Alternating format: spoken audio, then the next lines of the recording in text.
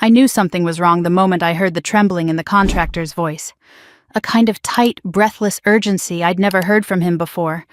And when he said the words, "Miss Carter, don't come alone, bring your family," the air around me seemed to thin until all I could hear was my own heartbeat. I was standing in the foyer of St. Bridget's Church with a paper cup of weak coffee in my hand, still dressed in my charcoal blazer from the work seminar I'd just finished.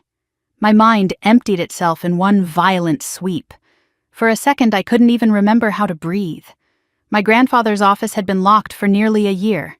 I hadn't touched a single thing inside it. That space still held the scent of cedar, old financial books, the faint aftershave he wore every morning. It was his world, and losing him had left a hollow in me big enough to swallow whole conversations.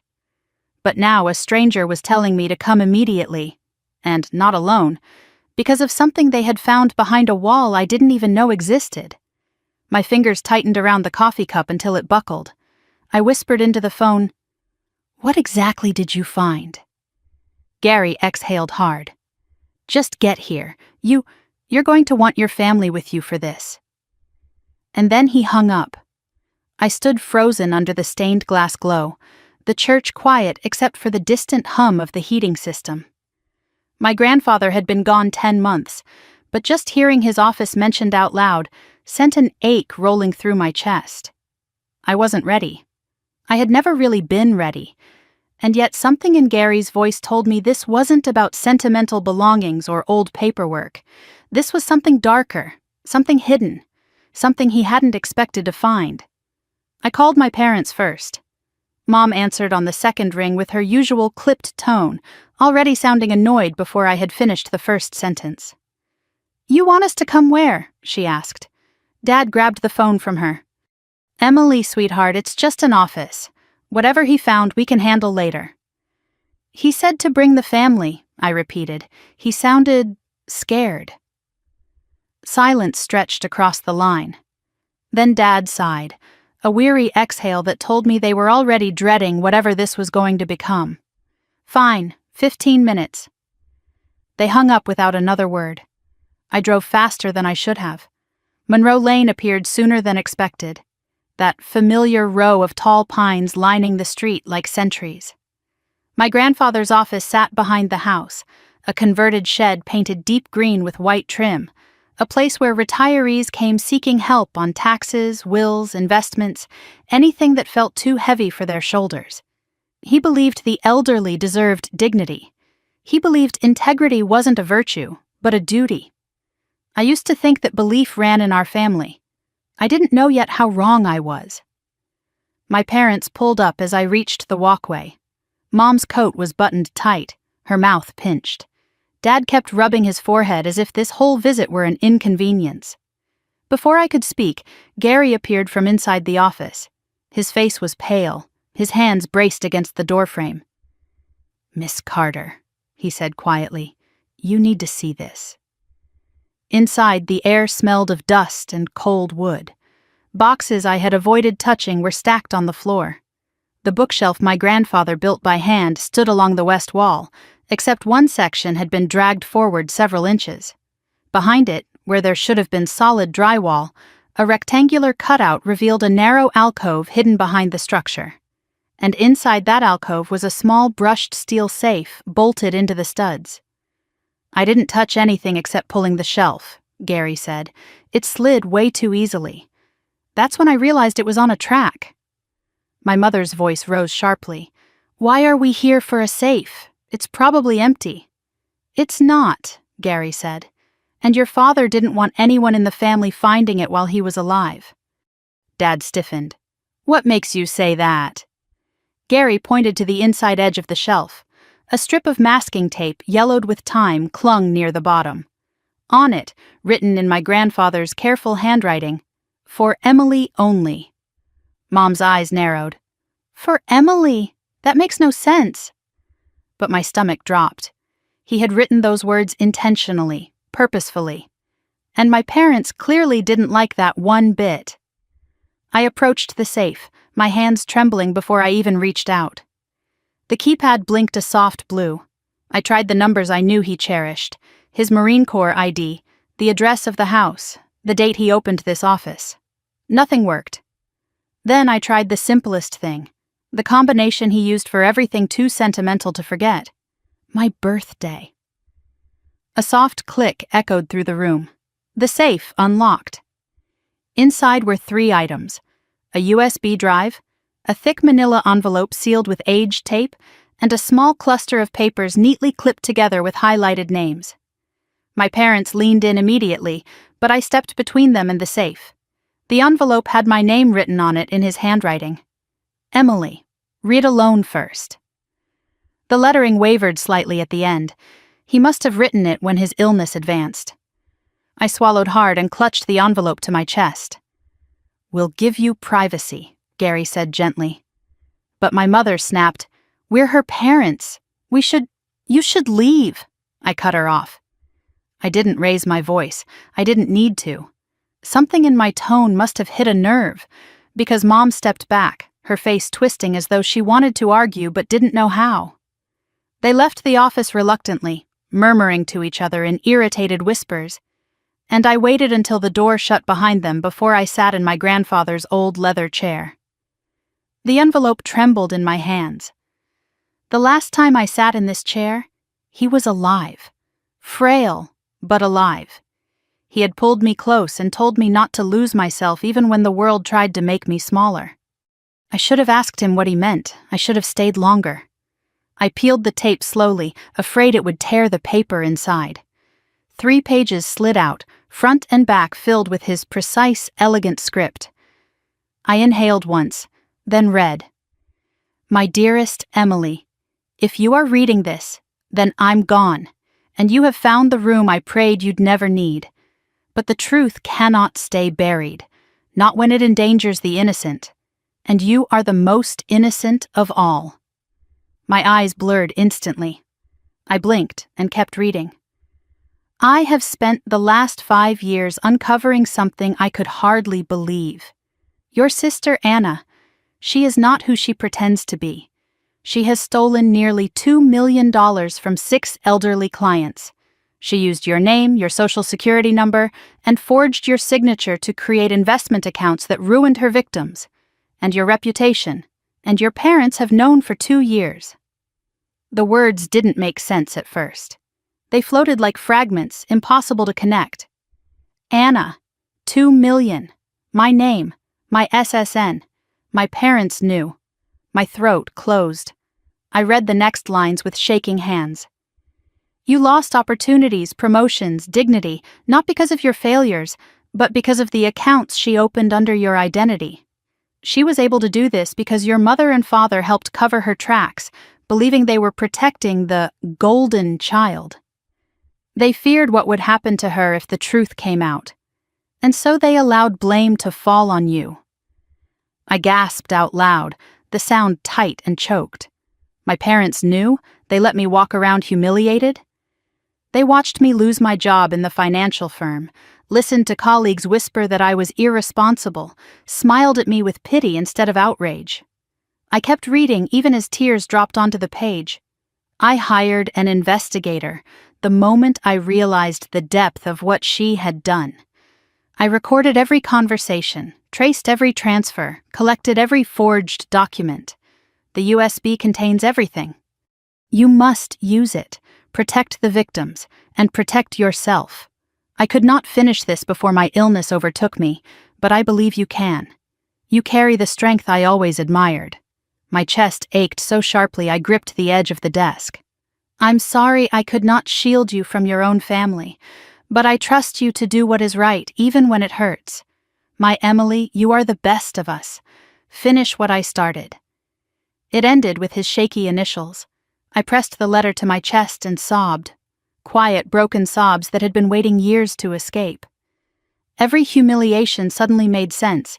Every time my parents defended Anna, every time I was told don't make trouble, every time I was made to feel like I wasn't enough. They weren't protecting me. They were hiding her crimes. I don't know how long I sat there. The room felt colder, the dust heavier, the air tight like it was holding its breath for me. Eventually, I opened the USB folder.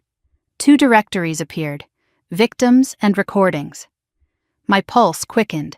I clicked victims first. 6 names, 6 lives, 6 people my grandfather had sworn to protect, and that Anna had exploited while wearing my identity. The first file opened to a photo of an older man with a warm smile. Beneath it, a summary: Walter M. Briggs, lost $10,000. Forged documents using Emily Carter's SSN. My lungs refused to expand for several seconds. I whispered, "Oh God, what did she do?" One by one, I opened their files. Each one told a story of betrayal. Each one bore my signature, except it wasn't mine. Each one revealed another piece of the life Anna built by dismantling mine. And then I reached the last folder. A note in my grandfather's handwriting sat at the top. "Emily, this is where you start seeking justice." I sat back slowly, trembling. The truth didn't just hurt. It rearranged everything I thought I knew. My family wasn't what I believed. Anna wasn't who I believed. And I had been living in the ruins of a lie they all helped build. I looked around the office, its shadows stretching across the floor, and I felt something shift inside me. For the first time in years, the shame wasn't mine. The guilt wasn't mine. The failure wasn't mine. The truth was in my hands now, and I was going to use it. The moment I left my parents' house, I knew I wasn't going to sleep that night.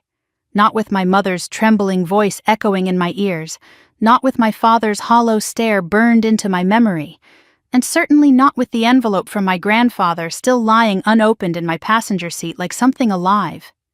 I gripped the steering wheel with both hands as I drove home, knuckles white, trying to steady the whirlwind gathering inside me. Fear, confusion, betrayal, they tangled together like wires sparking in the dark. When I reached my apartment, I didn't bother turning on the lights. I walked straight to the dining table, placed the envelope down gently, and sat there staring at it as if it might explode. The room felt unbearably quiet, the kind of quiet that presses against your ears until your own heartbeat feels too loud. "Just open it," I whispered, though my hands refused to move. When I finally peeled back the flap and unfolded the letter inside, my breath stilled. My grandfather's handwriting, steady but slightly wavering, filled the page. "My sweet Emily, if you're reading this, you found what I couldn't bring myself to tell you while I was alive." I pressed a hand against my chest to keep my heart from breaking through. "You carry burdens you were never meant to carry," the letter went on. "And the greatest burden you hold is believing that you deserve them." I blinked slowly, letting the words sink in. "Your sister did things you must confront. Your parents made choices that harmed you deeply. But before you face them, you need to understand the truth about yourself. You are stronger than you know. And you will need that strength for what comes next." I wiped at my eyes, unable to stop the tears. He had known how hard this would be for me. He had known what this discovery would do to my heart. "I left you the evidence not because I wanted to burden you, but because you were the only one who could be trusted to see this through. You have a way of standing firm in the truth even when it hurts. That is the Carter legacy I want carried forward." My hand trembled as I folded the letter back into the envelope. I didn't feel strong. I didn't feel steady.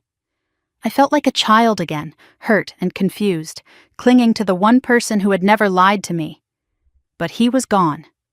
And now it was up to me.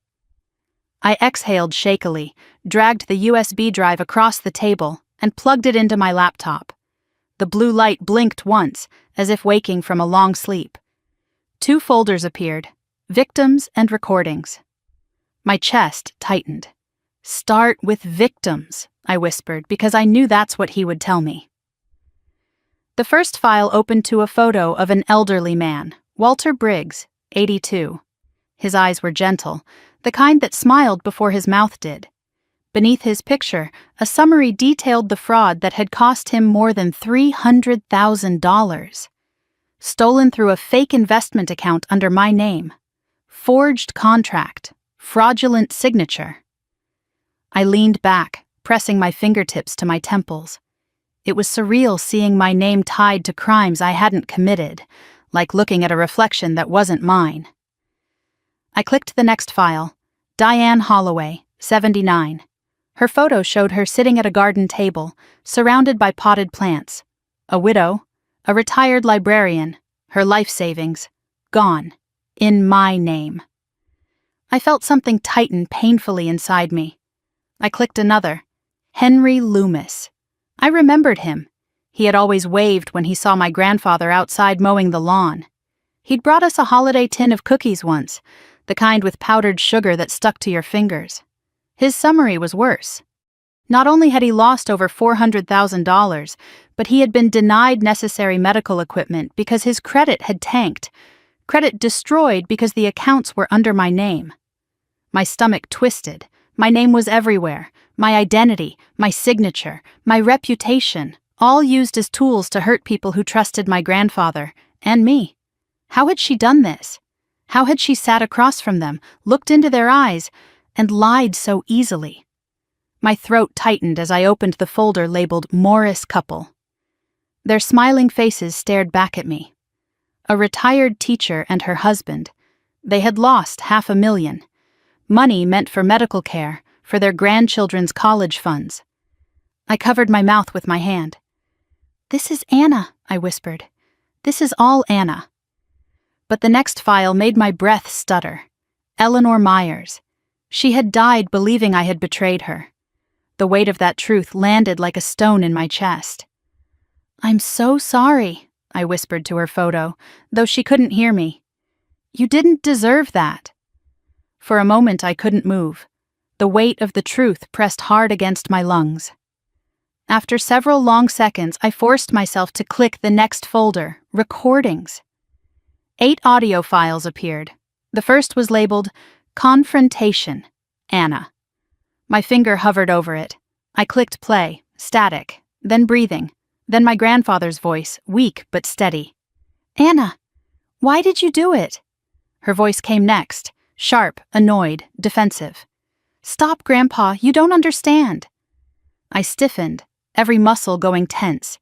He pressed, calm, patient, heartbreak buried beneath every word, and she cracked, piece by piece. "I used her name," she snapped, "but she wasn't supposed to find out." My breath caught, my whole body froze. "I built something," she continued. "I deserved it. Emily never fights for anything. She lets people walk over her. She's weak." Weak. The word buried itself in my chest like ice. My grandfather's voice broke. "You ruined her life. She ruined her own life," Anna snarled. "She always does." Every word cut deeper. Then, she deserved it. I felt like I had been slapped. My throat tightened so painfully I had to pause the recording just to breathe. I pushed my chair back and stood, pacing the length of my apartment as adrenaline surged through me. My fingertips tingled. My breath came too fast. I felt raw, exposed, carved open. When I returned to the table, crying openly, I forced myself to restart the recording. My grandfather tried to reason with her. He reminded her of the victims. He reminded her of family. She mocked him. Then the worst part. "If this goes public," she said, "Emily goes down first. Everything is in her name. She'll get arrested long before anyone comes after me." My hands trembled violently. She had planned it. She had planned to let me take the fall. Not accidentally. Not impulsively. Intentionally. I stopped the recording again and pressed my hands over my mouth to keep from sobbing out loud. Tears streamed down my cheeks, but I made no sound. After several minutes, I returned to the laptop. There were more files, more truths, but I clicked the one labeled Parents, Argument. My father's voice came first. "Dad, please, Emily can't know, she'll fall apart." My mother, "If this gets out, Anna will crumble. We need to protect her." I felt nauseous. Protect her. Not me. Never me. "You're sacrificing Emily," my grandfather said, voice breaking. Silence. Then my father whispered, "She can handle disappointment." I covered my face and broke. broke in a way I didn't know I still could. My parents had chosen her, over truth, over justice, over me. I sat there for what felt like hours, breathing through the devastation, letting it soak into me so thoroughly that there was no room for denial left. When I finally lifted my head again, everything looked different. The apartment, the evidence, my own reflection in the dark window. The truth didn't just break my illusions, it freed something inside me, a flame, a purpose, a resolve. I wiped my face, inhaled, and whispered, "Grandpa, I'm going to finish this." I opened my laptop and typed an email. Subject, Evidence Submission, Urgent, to Agent Marcus Hale, FBI Financial Crimes Division. My voice no longer shook. My hands no longer hesitated. Because the truth, now fully seen, fully felt, had given me exactly what my grandfather said it would: strength, clarity, purpose, and I wasn't afraid anymore. Not of the evidence, not of my family, not of what came next. The truth was mine now, and I was ready to use it. The house was silent when I slipped inside that night, but my mind roared like a storm. I didn't bother turning on the lights. I went straight to my bedroom, closed the door, and set the USB in the center of my desk, the way someone might place a weapon they were afraid to touch. For a long time I just stared at it, the tiny black rectangle holding more weight than any object I'd ever owned. It felt alive somehow, pulsing with everything my grandfather had uncovered, with every lie my sister had fed the world, with every injustice that had wrapped around my name like barbed wire. I sat down slowly, opened my laptop, and plugged the USB in. The quiet click sounded like a key turning in a lock I couldn't undo. The screen lit up, and 2 folders appeared immediately, exactly as they had in his letter: victims and recordings. But now there was something else. A 3rd folder I hadn't noticed before. At the top, in bold letters, it read, "Start here." My chest tightened. I clicked it. Inside was a single document, nothing but a scanned note written in my grandfather's handwriting. 5 words. "Begin with compassion. You'll need it." I exhaled slowly, the breath shaky. Compassion. It felt impossibly far from me at that moment, but I understood why he wrote it. The truth ahead wasn't going to just expose Anna. It was going to tear apart the last shreds of the family I had believed in. And compassion might be the only thing that kept me from drowning in the anger rushing beneath my skin. I opened the victims folder next.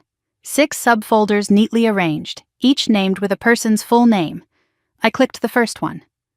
A picture filled my screen, an older man with bright eyes and a smile that had probably softened strangers' days. His name, Walter Briggs, 82. I remembered him faintly, a retired postal worker who lived down the street from my grandfather's house. He had brought my grandfather homemade fudge every Christmas. Below the photo was a summary of his case. Stolen, $310,000, account opened under the name Emily Carter. Social Security number match confirmed. Signature, forgery consistent with suspect AC. My throat closed. My own name, my own identity, used like a mask stolen off my face. A PDF labeled Contract sat beneath the summary. I opened it, and my breath caught in my chest. The signature at the bottom was nearly perfect. My handwriting, my curves, my loops. But it wasn't mine. I knew every line of my signature. Whoever forged it had studied me, watched me, knew exactly how to mimic me. I sat back, pressing a hand over my mouth as if that would stop the disbelief flooding my veins. I remembered the year that contract had been dated. That same month I'd applied for a credit card and been rejected without explanation. I'd told my parents. My father shrugged and said, "You must have missed something." My mother had said, "Emily, you need to grow up and manage your money better." And I had believed them, because believing them was easier than believing anyone in my family might betray me. I opened the next file. Diane Holloway, age 79, a widow with soft eyes and silver hair pinned in a bun. My grandfather's note sat attached. "She trusted the wrong face. She thought it was you." A deep ache spread across my ribs. A recorded audio file was below her documents. I clicked it. The sound of a woman crying quietly filled the room. She said she was Emily. She said your granddaughter would take care of everything. I stopped the recording so abruptly my fingers stung against the trackpad. Heat prickled the back of my neck. Anna had introduced herself as me, not just on paper, in person. My vision blurred. I closed my eyes and forced myself to breathe through it. I clicked on the third victim. Henry Loomis, 85. I froze. I knew Henry well. He had come into my office twice when I was still working at the wealth management firm. He'd been so distressed because his accounts were locked. I had sat with him, offering help, thinking he had forgotten passwords or been caught by some company error. But now I saw the truth. His summaries listed, total loss, $440,000. Identity used, Emily Carter. Document signatures, forged. Evidence links to suspect Anna Carter. I blinked away the tears burning my eyes. All this time Henry had looked at me with confusion, maybe even disappointment, and I had no idea that behind his eyes was a suspicion that would have broken me if I'd known. I moved to the fourth folder. Harold and Lorna Morris. A married couple in their mid-70s, smiling with their arms around each other. They had lost over $500,000. Stolen through a company Anna created, a consulting firm with my name plastered across fake brochures. A video clip was attached, a grainy camera feed from a cafe. I clicked it hesitantly. A woman sat alone at a table.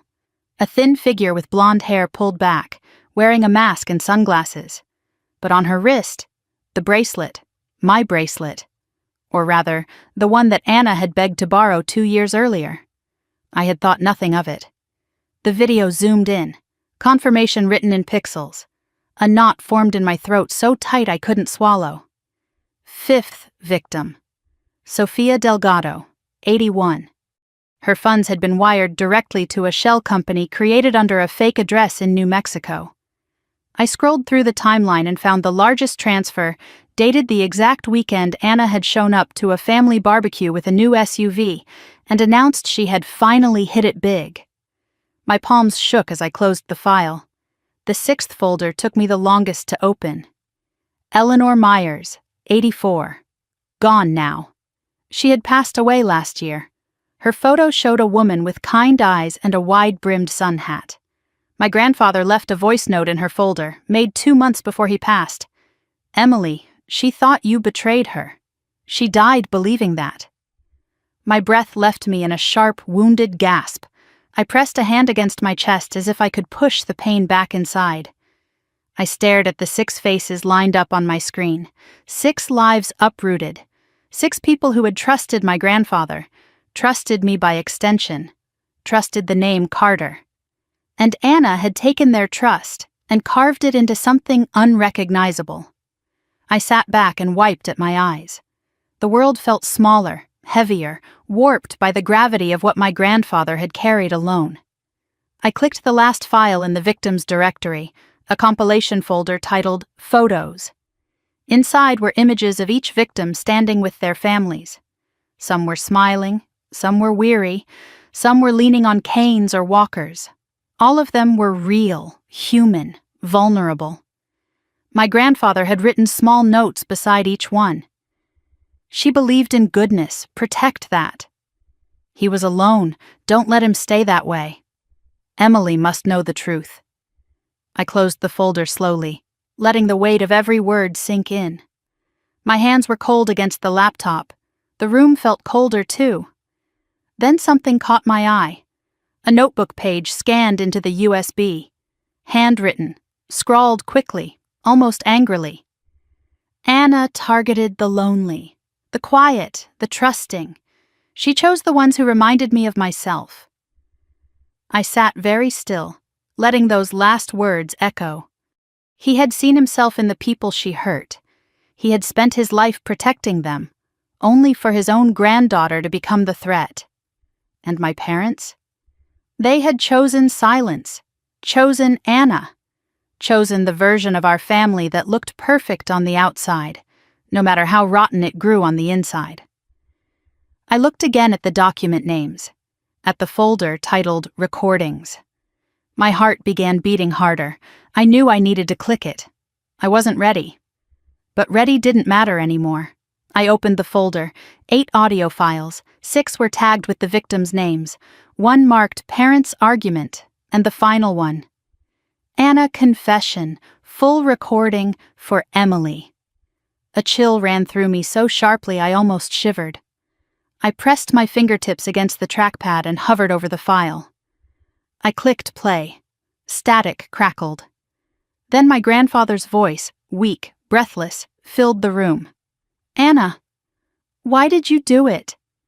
I covered my mouth with both hands as tears blurred the screen. The recording was just beginning, but I already knew.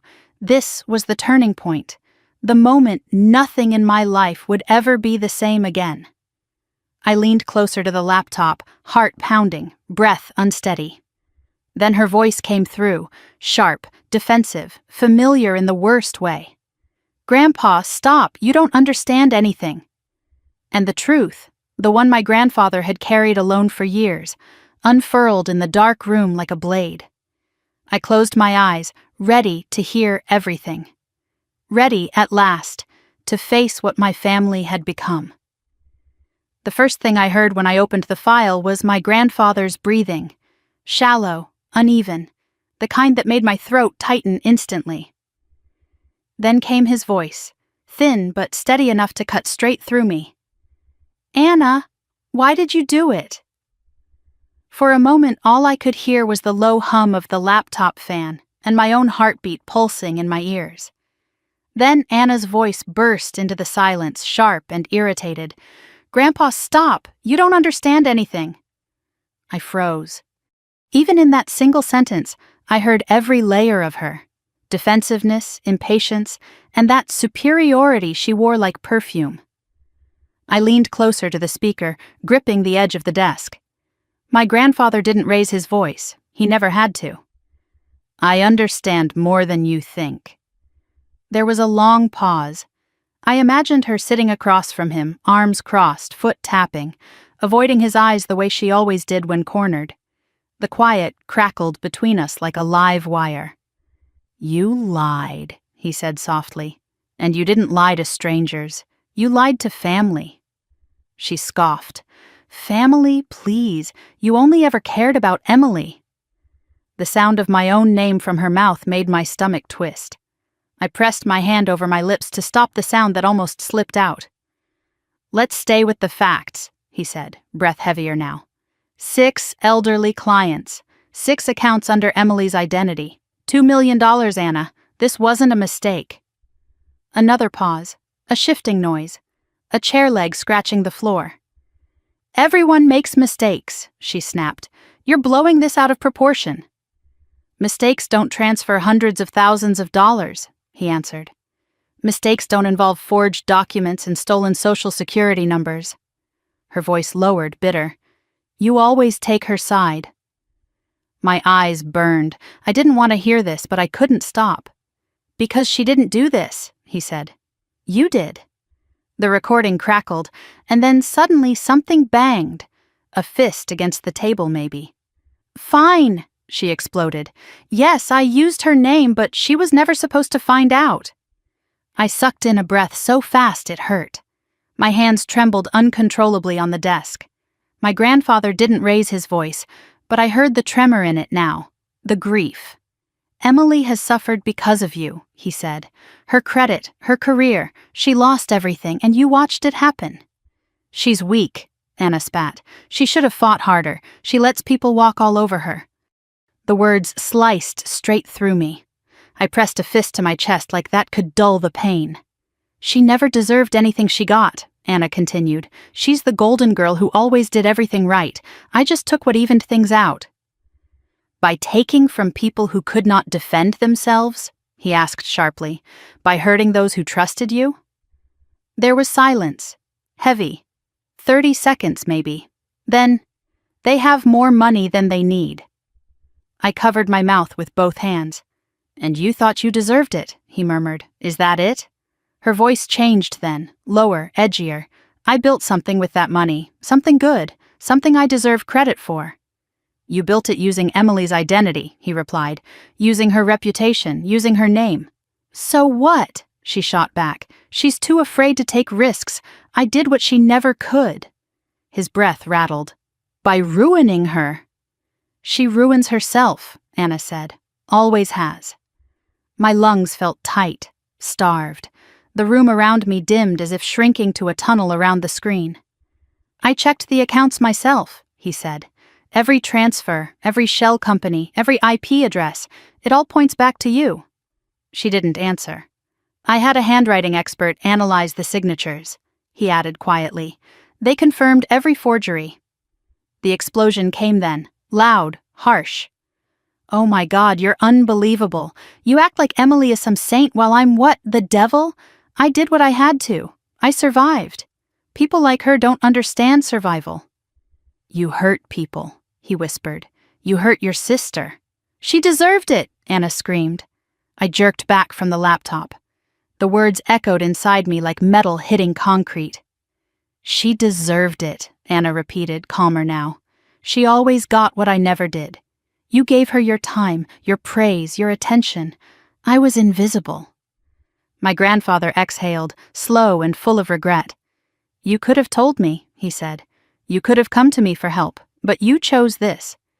A chair creaked. Then her voice came again, icy. If you expose me, Grandpa, she goes down first. Everything is in her name. She'll be arrested before anyone even gets to me. I closed my eyes and felt nausea rise like a tide. She had planned it. Every piece, every detail. Is that your plan? He asked. Send your sister to prison for what you did? If that's what it takes, she whispered. I felt something inside me splinter, a crack straight through the foundation of who I thought Anna was. The audio clicked, shifting to another moment. His voice was weaker now. Your parents know, he said. They begged me to let this die with me. I know, she replied. There wasn't a hint of remorse in her tone. You let them blame Emily for years, he said, his voice trembling. You let her believe she was the problem. That was their choice, Anna snapped, not mine. And you didn't correct them, he said. Why should I? She said. Everything worked exactly the way it should. I felt heat rise behind my eyes. My jaw clenched so tight it hurt. Then her voice dropped, quiet, almost smug. And Emily? She'll never stand up for herself. She never has. My grandfather's voice came back, thin but steady. She will, he said. She scoffed. No, she won't. She's pathetic. No, he replied. She's kind and brave and stronger than you will ever understand. Something slammed in the recording, a hand hitting the table. Anna's voice rose again, high and wild. She's nothing. She's always been nothing. And she'll stay nothing as long as everyone keeps believing I'm the successful one. The next sound was unexpected, soft, broken. My grandfather was crying. The sound of it shattered something inside me. For years, he whispered, I watched you become someone I don't recognize. But this? Hurting people who trusted our name? Betraying your own blood? I failed you somehow. I see that now. You failed me? She said, voice suddenly cold. No. I did what I had to do because no one ever saw me. No one ever chose me. I chose the truth, he whispered. She exhaled sharply, a frustrated, angry burst. You're sick, she said. Why are you doing this now? Because Emily is innocent, he said. Because someone needs to protect her. Oh, please, she said. She'll never know. She will, he said. I've left her everything. There was a scrape of metal. Maybe she stood. You expect her to do something with it? She asked. She'll crumble. She's weak. No, he whispered. You are. The recording clicked off with a final hum, leaving me in silence so complete I felt hollow. I sat there for a long moment, staring at the laptop as if it might offer me answers. Tears blurred the screen as I leaned back in the chair, letting the weight of everything settle over me. It was worse than I imagined, deeper, colder, more intentional. My sister hadn't just stolen money. She had stolen trust, stolen dignity, stolen my life. And my parents knew. The next file blinked up on the screen. Parents, full argument. My hand hovered over it, shaking. Part of me didn't want to know, didn't want to peel back the final layer of betrayal. But another part, the part my grandfather believed in, knew I had to.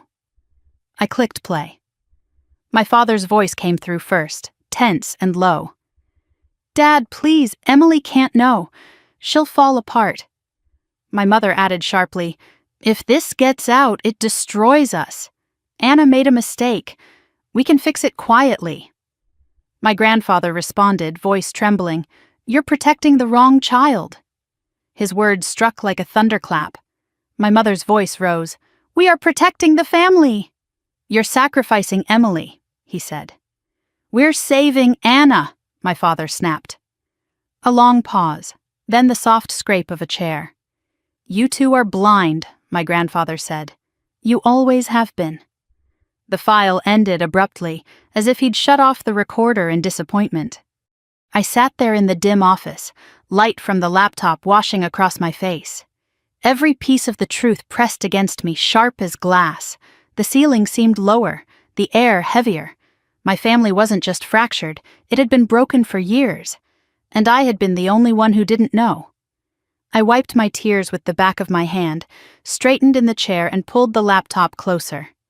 There were more recordings waiting, more truths. But I wasn't the same woman I had been this morning. I wasn't the Emily who shrank under doubt or carried shame that wasn't mine.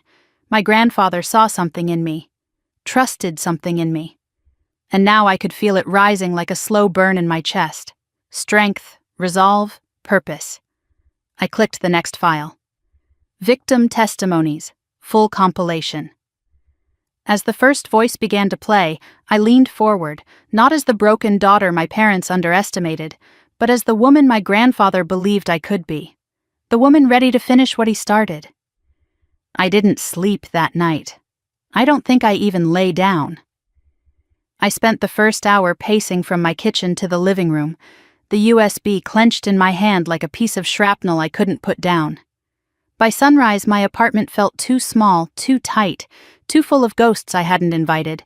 So I carried my laptop and the files to the dining table and spread everything out. The notes, the recordings, the printed summaries. It looked like the aftermath of a storm my grandfather had tried to contain alone. I sat down, pulled my hair into a loose knot, and whispered to the empty room, "Let's start." My laptop hummed awake. The USB connected with a soft click, and the numbers, the documents, the transfers I'd only skimmed the day before suddenly formed a map, one so monstrous and deliberate I felt my stomach tighten the deeper I looked. I opened the Excel file again, Anna transferred all final.xlsx. Rows and rows of transactions glowed back at me, 67 in total. My eyes tracked the patterns, dates, amounts, account numbers. At first they seemed random, but as I cross-referenced them with my grandfather's notes, a picture emerged. My breath caught. Almost all the transfers were made on dates important in my own life. Days I'd been working late. Days I'd been traveling for conferences. Days my parents had called with some excuse to check on where I was. Every time I wasn't home, Anna moved money. It wasn't chaos. It was strategy. And at the bottom of the spreadsheet, highlighted in red, was the transfer that made the back of my neck go cold.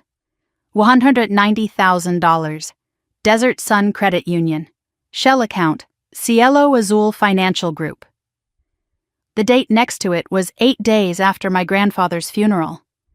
I sat back, pressing my fingers against my temples. She hadn't stopped, even when we were burying him. She'd kept stealing while I was helping my mother choose the flowers for the service. Kept stealing while I was cleaning out his bedroom drawers with shaking hands. Kept stealing while I was crying at his graveside. A grief so sharp it bordered on rage surged through me. I opened the next tab in the file, Location History. There it was, a New Mexico address for the shell company. And beside it, another name I didn't recognize at first: Desert Sun Credit Union. But the moment I typed the name into Google Maps, my breath stilled. The bank sat in a remote area 20 miles outside Albuquerque, a place you wouldn't go unless you needed privacy or distance, a place Anna had been. I minimized the browser and opened my email archives. I searched for old family messages, anything that could show where Anna had been the past few years.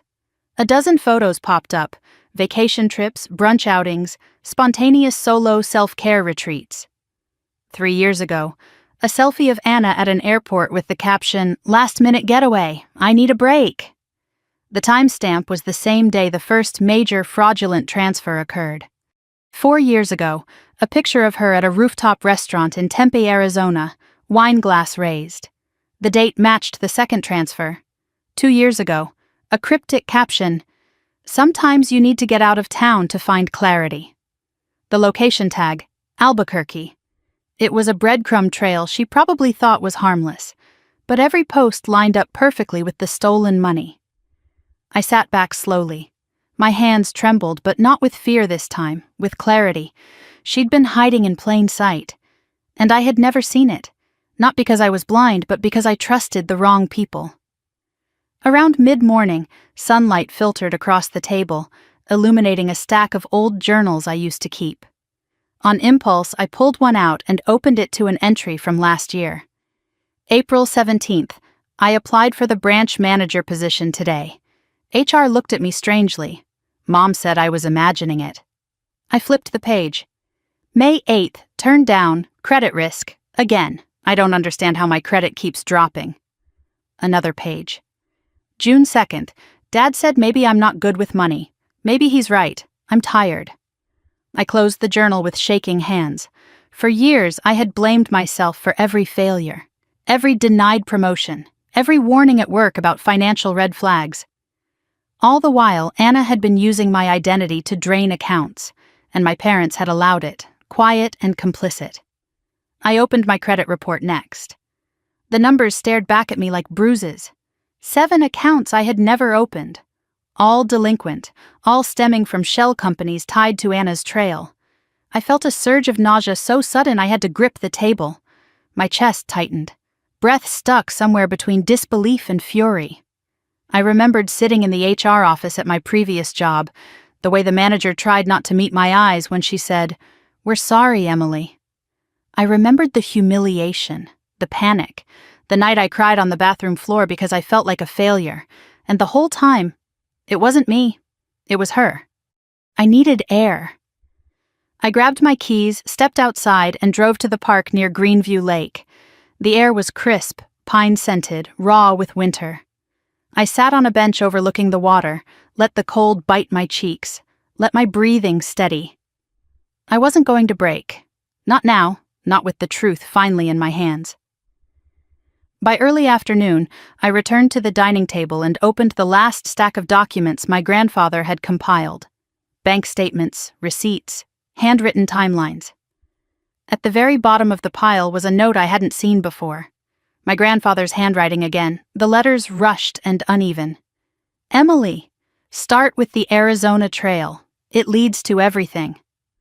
I followed his instruction. The Arizona transactions pointed to an Airbnb rental used twice in the same year. I zoomed into the booking details. The reservation had been made using a throwaway email, but the profile picture, small, nearly unnoticeable, showed a familiar gold hoodie with embroidered initials. I had given that hoodie to Anna for Christmas when she was 22. My fingers trembled as I clicked through the files. Another transaction, another city, another hotel. I typed the address into Google, this time in Tempe. A new shell company was registered there, Horizon Trust Advisors. My breath caught. That name had appeared in several victim files. I opened the victim summaries again and matched the dates. The Morris couple, Sofia Delgado. Every single transfer led back to Anna. By evening, my table looked like an investigative command center. Lines drawn across pages, circles, highlights, arrows connecting her movements, her aliases, her companies. but one page lay separate from the rest. A page my grandfather had printed and annotated heavily. A credit report. My own. He had circled one section in blue ink. Account, Foster Financial Group, Director Emily Carter. Below it he had written, "She doesn't know this exists." Then, in red ink, Anna forged the business license, all losses tied to Emily's identity. I pressed a hand to my mouth. He had been fighting for me long before I knew I needed defending. When the sun dipped below the horizon, painting the walls in orange shadows, I found myself staring at another note in his handwriting, wedged between bank statements. "It all ends when she slips. She will. They always do." I read it 3 times. He had believed Anna's arrogance would be her undoing. And he was right. One of the transfer slips from New Mexico, dated only 9 months ago, carried a detail she hadn't noticed. A signature. Not Emily Carter. Not even a forged version of my name. It was sloppy, rushed, signed by her real hand. The biggest mistake she had made. I picked up the slip, holding it to the light. That single signature, just 5 seconds of carelessness, was enough to unravel everything she had built. My grandfather had marked it with a star. I felt tears prick my eyes for the 100th time that day. Not out of sadness, but out of awe for the man he was. Sick, dying, barely able to stand, and still fighting with the precision of someone who refused to let injustice live another day. My phone buzzed then, a message from an unknown number. "Stop digging, Emily. You don't know what you're doing." My skin crawled. I set the phone down slowly, forcing myself not to throw it across the room. It could have been Anna, or my mother, or my father, or someone connected to the shell companies. But it didn't matter who it was, because I wasn't stopping. Night had fallen when I finally opened the last envelope in my grandfather's stack. A soft manila one I hadn't noticed before, tucked inside the cover of a ledger he'd kept from the early days of his business. Inside was a single slip of paper. "Jack Harmon can help if I don't make it." My breath caught. Jack Harmon, his former colleague, a retired fraud investigator. A man I had met once as a child, but barely remembered. I searched for the number, flipping through papers until it fell out of a folded legal document. I picked up my phone and dialed before I could second-guess myself. A rough, steady voice answered. "Emily? I wondered when you'd call." I froze. You knew I would?" "Yes," he said. "Your grandfather told me everything. I've been waiting." My hand shook as I held the phone tighter. "Can you help me?" "Yes," he said without hesitation. "But before you come, there's something you need to see." "What is it?" A pause. Then, "Evidence your grandfather didn't have time to analyze. Evidence Anna didn't know he found. Meet me tomorrow." The call ended.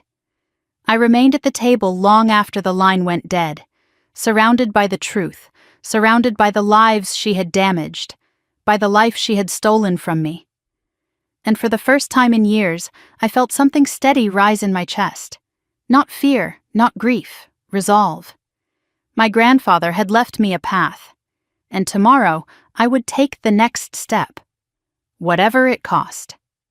The next morning, I drove to Greenview Lake with a knot in my stomach that no amount of deep breathing could loosen.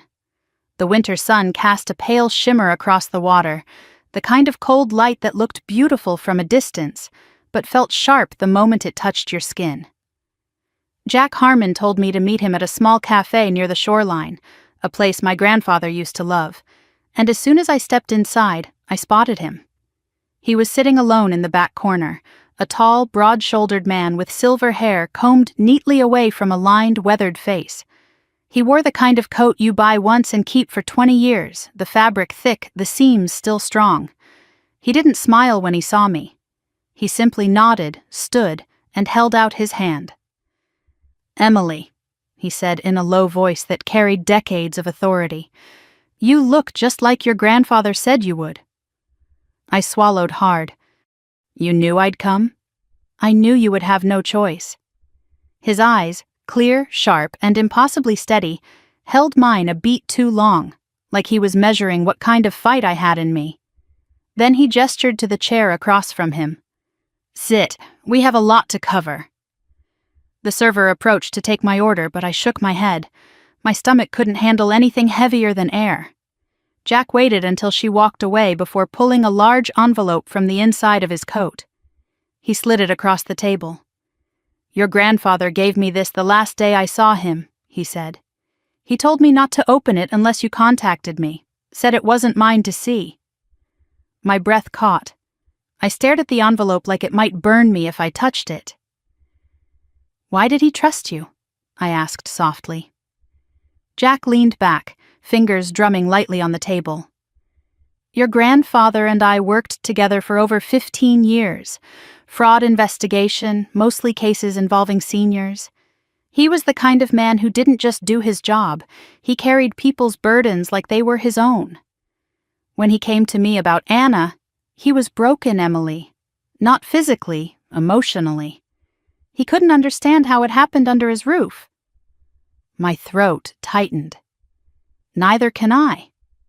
Jack nodded slowly. "That's why we're here." I took a breath and opened the envelope. Inside were photographs, bank documents, scribbled notes, and one USB drive I didn't recognize.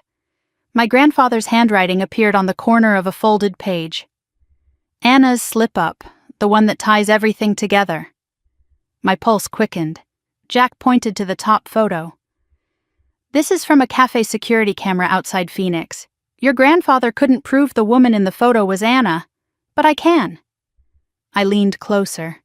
The image showed a slim blonde wearing sunglasses and a mask. Her head was slightly turned away, but the background was familiar. A high-end coffee shop Anna used to rave about years ago. "What makes you sure it's her?" I asked. Jack slid another image beside it. A zoomed-in shot of Anna's phone case. Rose gold with a marbled pattern and a small gold initial charm.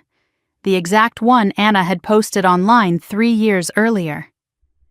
"These scammers love to think they're smart," Jack said quietly. "But ego is a curse. They can't resist showing off."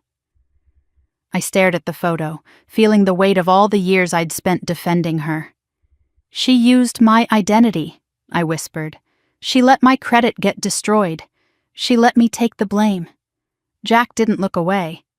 "And she did it knowing you'd never fight back. She counted on you being quiet." I clenched my fists under the table. "Your grandfather told me something," he added. "Said he trusted you to finish what he was too sick to complete." My chest ached. "He shouldn't have had to do any of this alone." "He didn't," Jack said. "He had me. And now you have me." I exhaled shakily, trying to steady myself, but Jack reached into the envelope again and pulled out another file. "This," he said, "is the biggest oversight Anna ever made." He placed a page on the table, a bank authorization form from Desert Sun Credit Union. The signature line didn't say Emily Carter. It didn't even try to mimic me. It said Anna C., sloppy, rushed, probably signed because she thought no one would ever see it. My grandfather had circled it in red. "How did he find this?" I whispered. "He spent hundreds of hours tracking every shell company she created," Jack replied. "He wasn't just looking at your parents' house. He was digging across 3 states.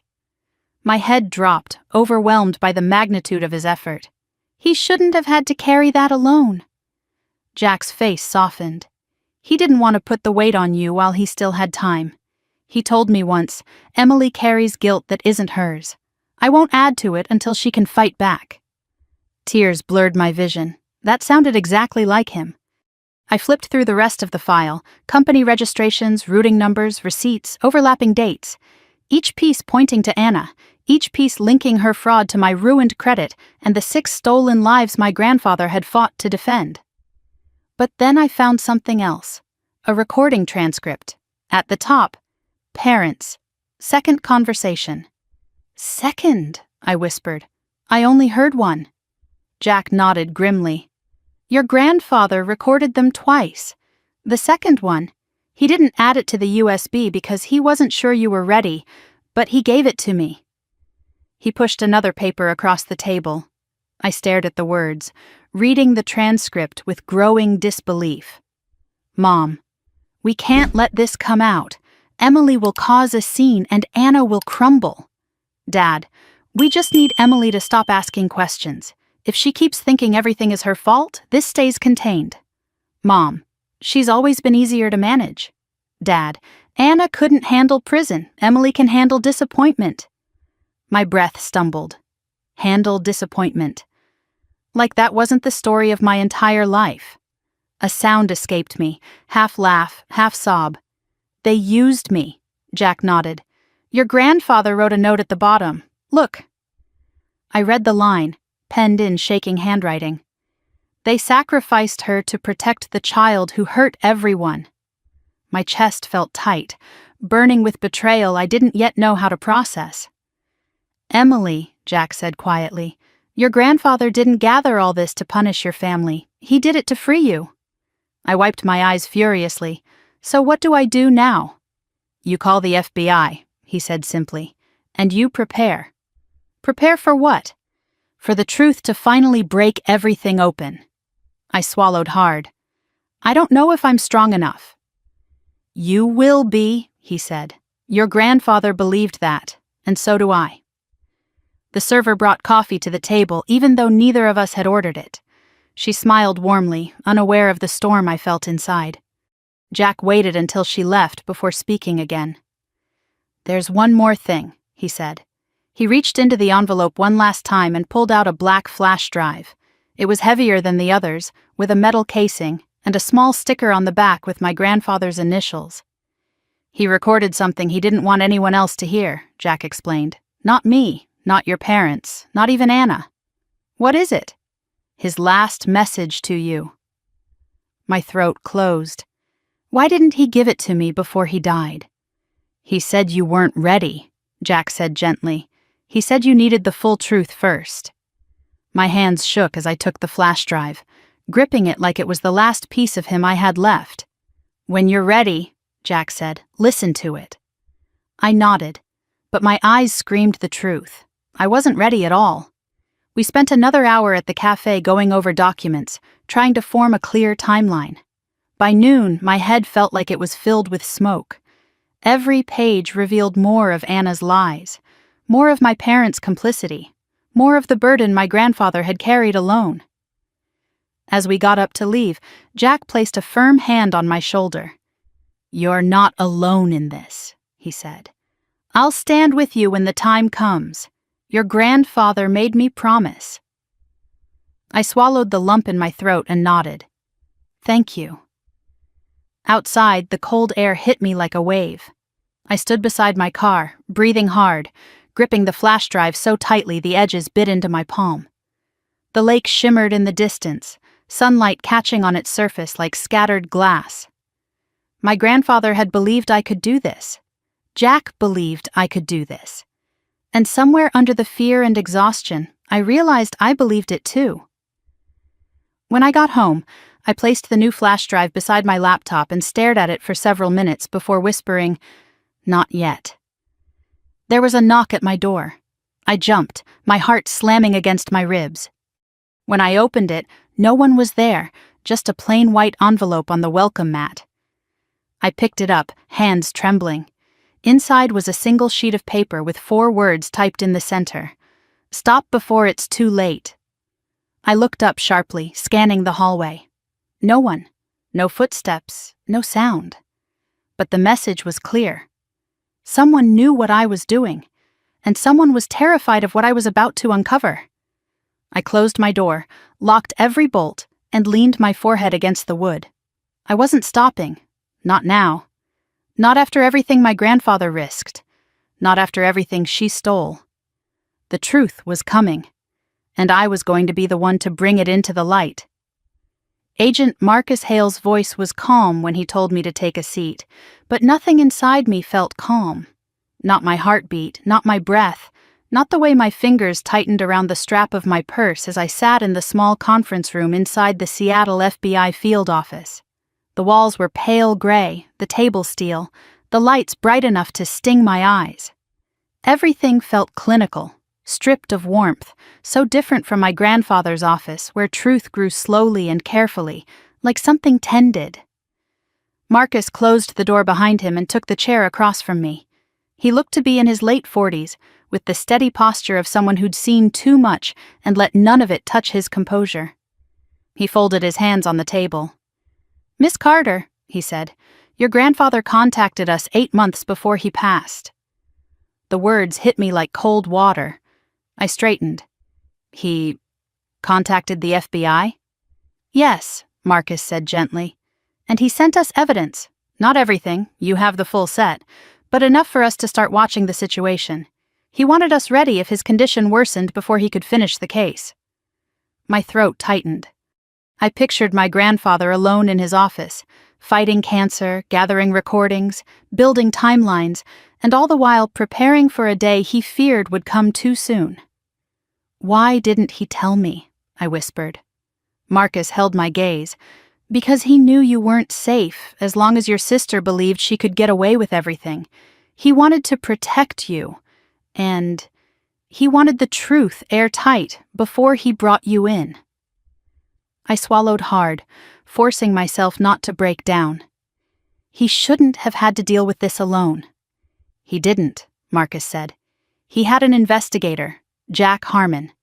And he had us. What he didn't have was time." The ache in my chest sharpened, but I nodded for him to continue. Marcus opened a thin binder. Inside were several printed pages, highlighted and annotated, the same evidence I had spent 3 days sorting through, but reorganized with ruthless clarity. "Your grandfather's evidence is strong," he said, "very strong. But for us to prosecute a case like this, we need a direct admission or a reaction from the suspect that corroborates the material. Financial crimes involving family are particularly tricky." "She'll deny everything," I said quietly. Marcus nodded. "We know, but she has a pattern. Your grandfather identified it, and we've confirmed it. She becomes arrogant when confronted, defensive, careless." Yes, that was Anna, sharp-tongued, brimming with entitlement, convinced consequences were for other people. "So, what do you need from me?" I asked. "To set the trap," Marcus replied. A chill ran up my spine. "Trap?" He leaned forward slightly. "You need to confront her, not alone. With your parents present, with all evidence arranged in escalating order. Let her feel in control. Let her think you're emotional, unprepared, overwhelmed. These kinds of perpetrators make mistakes when they underestimate their challengers." I stared at him, my pulse rising. "You want me to confront my family? In person?" "We'll be close by," he said, "within seconds. But yes, you'll need to walk them through the evidence. Your sister's guilt, your parents' complicity, every detail." A tremor ran through my hands. "She'll explode." "Exactly," Marcus said. "That's when she'll incriminate herself." I pressed my palms to my knees, grounding myself. "My parents, what about them?" "We believe they have obstructed the truth," Marcus answered. "But unless they voluntarily confess, our priority is the primary offender first.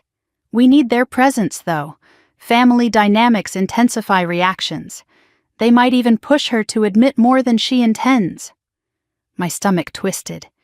The idea of facing all 3 of them, my mother's denial, my father's manipulative calm, Anna's venom, felt suffocating. But then I remembered the victims' faces. Walter, Diane, Henry, the Morris couple, Sophia, Eleanor. And I remembered how my grandfather's voice shook when he confronted Anna in that recording. The truth mattered. Justice mattered. And now it depended on me. "What do I need to do?" I asked. Marcus opened another folder and slid it toward me. "We've prepared a timeline for you to follow. Start with the victims, move to the forged signatures. Then the shell companies, then the IP logs, and finally..." He paused. "The recordings." My breath caught at the thought of playing those in front of my mother and father. In front of Anna. "Will they know you're nearby?" I asked. "No," Marcus said. We'll be off-site in an unmarked vehicle. When she incriminates herself, you'll send us the signal." "What signal?" "A text message," he said. "Just one word, now." I nodded slowly, feeling the weight of every second tighten around me. "Emily," he said softly, "your grandfather believed you could do this. He trusted your integrity. He trusted your strength." My eyes burned hot. "I'm scared," I admitted. "That's how we know you're ready," he said. "People who don't understand the weight of truth rush into it without caution. You're doing the opposite." He stood. "Take the day to prepare. Reach out when you set the meeting." I left the FBI building without fully remembering the walk. My mind felt heavy, like it was dragging 1,000 pounds behind me. Outside, the winter wind cut across my cheeks, clearing my head just enough to remind me what had to come next. I drove to my parents' house on Oak Ridge Drive. The house looked the same as it always had. Perfectly trimmed lawn, shutters painted a cheerful navy blue, wreath on the door. It was the kind of house that smiled at neighbors and hid everything behind closed doors. Dad opened the door before I knocked, his eyebrows pulled together. "Emily, this is a surprise." "We need to talk," I said. His smile dropped faster than any mask I'd ever seen him wear. "About what?" "About Grandpa's office, and what he left behind." A flicker of panic moved through his eyes so quickly I might have missed it if I hadn't spent the last few days studying lies. Mom appeared behind him, arms folded. "Emily, whatever you think you found—" "It's not what you think," Dad finished. I clenched my jaw. "You don't even know what I'm going to say." Mom's voice trembled just slightly. "Anna told us you were confused." Confused. The word made something bitter rise in my chest. "I'm not confused," I said evenly, "but I need you and Anna to come to Grandpa's office Saturday evening, 6 o'clock. Mom stiffened.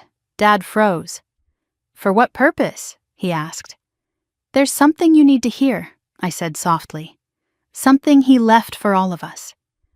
Mom stepped forward, her voice hissing. "Emily, let this go. For once in your life, just leave it alone." Dad shot her a sharp look, realizing too late she'd said too much. I stared at her. "And why would I do that?" Her face twisted. "Because digging will destroy our family." I felt something settle inside me then, something firm, unshakable. I met her eyes and said, "The family was already destroyed. I'm just discovering how." They said nothing. They didn't have to. I left them standing in the doorway, their carefully curated world beginning to crack. That night, I drafted the family message. Saturday, 6 p.m., Grandpa's office. Mandatory. Anna responded 40 minutes later. "Can we make it Sunday? I'm busy," I typed my reply. "No, Saturday." She didn't write back. Later that night, unable to sleep, I sat alone in my apartment with all the evidence spread out on the table. The photos, the bank trails, the recordings, the forged signatures. Everything I would need to expose her. Everything that would finally set the truth free. I opened my grandfather's flash drive again, the final message Jack had given me but I hadn't yet listened to. The metal casing felt cold against my fingers. Part of me wanted to hear his voice. Another part wanted to wait, fearing the ache it might bring. I placed it carefully beside my laptop. "Tomorrow," I whispered, "after the confrontation." My phone buzzed once. A text from Marcus. "We'll be ready. Bring strength. Bring clarity. Bring truth." I stared at the message until the words burned into my mind. Then I turned off the lights and sat in the dark, the silence thick, the weight of what was coming settling into my bones. Tomorrow I would face them. Tomorrow the truth would finally breathe.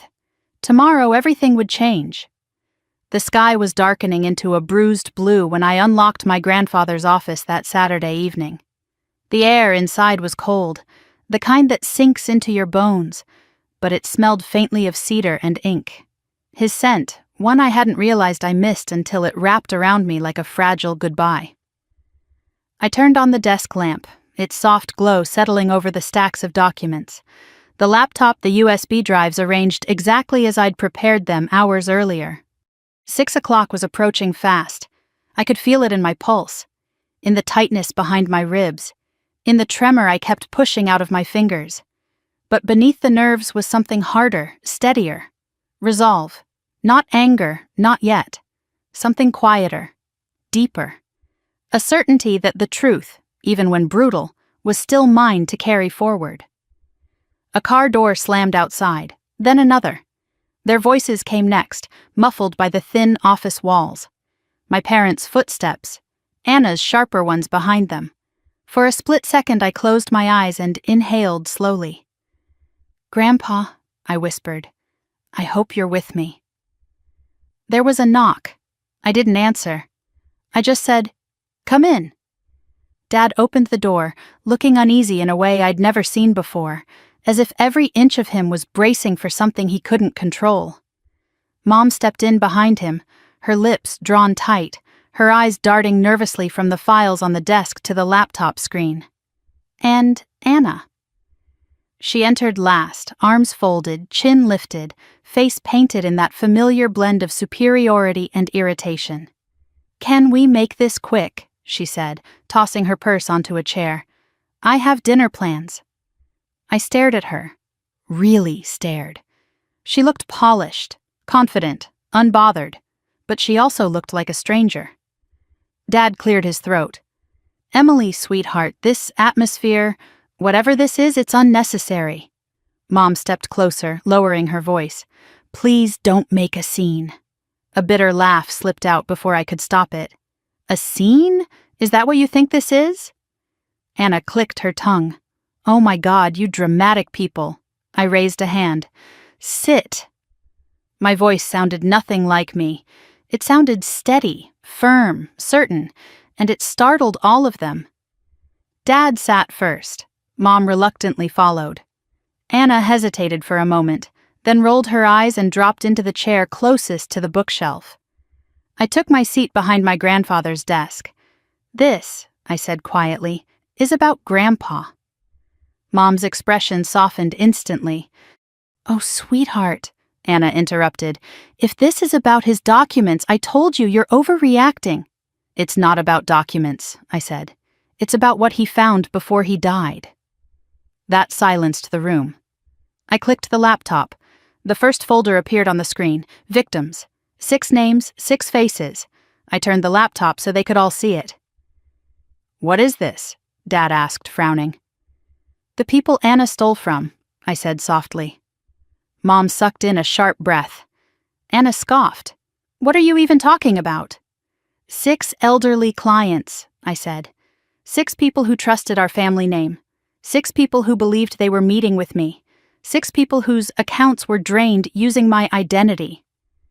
Dad shook his head slowly. "Emily, that's impossible," Mom finished. "Your sister would never—" I clicked the first victim file.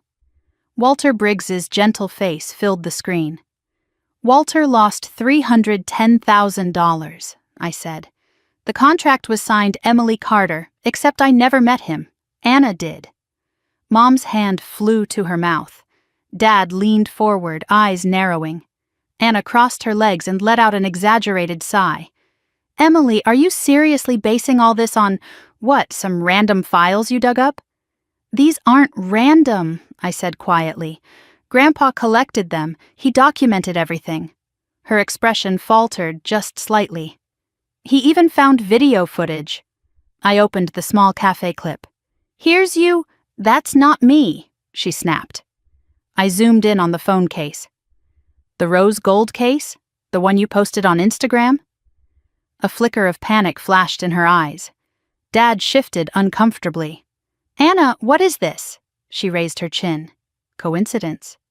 "Let's try another," I said, opening the Morris couple's folder. $500,000 stolen. Transfers processed while you were on your self-care retreats. Dates matched your travel photos," Mom whispered. "Anna!" "I didn't do anything," Anna shouted. "Emily's twisting everything." But her voice was cracking. I opened the next file. Sophia Delgado, then Eleanor Myers. With each click, I watched the denial drain from Dad's face. Mom began shaking her head slowly, as if trying to blink away the truth. Anna slammed her hand on the desk. "This proves nothing. Anyone could have used her identity." "Oh, I agree," I said softly. "Anyone could have forged my signature, but only one person made a mistake." I slid the highlighted transfer slip across the table. Dad picked it up, his face drained of color. Mom covered her face with both hands. Anna didn't move, because she recognized it. Her signature, not mine. "Where did you get that?" she whispered, voice trembling. "Grandpa found it," I said. "He circled it. He knew this was the key." He wasn't well," she stammered.